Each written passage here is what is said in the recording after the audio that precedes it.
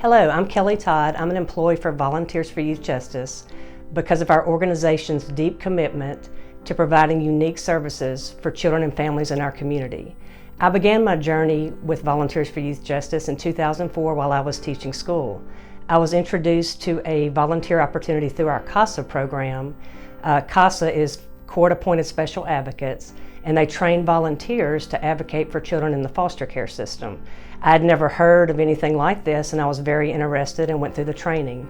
I remember getting my first case, and it was a 4-year-old boy, and he had gone through heart-wrenching abuse and neglect at the hands of his parents. I was assigned the case, and I was able to find a safe and stable home for this child with a relative placement that no one else knew about. To this day, this child still has a connection with this family.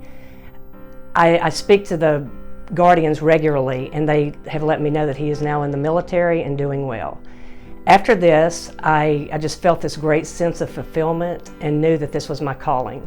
So in 2006, when a job opportunity became available, I applied for a job and immediately knew that I was in the right place.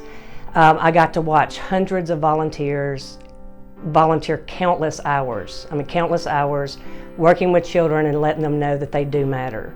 Probably the most rewarding thing about working for Volunteers for Youth Justice is when you have that child or parent that you haven't seen in years and they come back to say thank you, or they call you on the phone and say, hey, how do I become a volunteer? How can I be a mentor or do something to give back to my community like y'all did for me?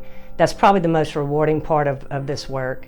Our organization has grown. We not only work with advocacy, but we also have mentoring programs, diversion and intervention programs, and school-based initiatives such as truancy and leadership programs.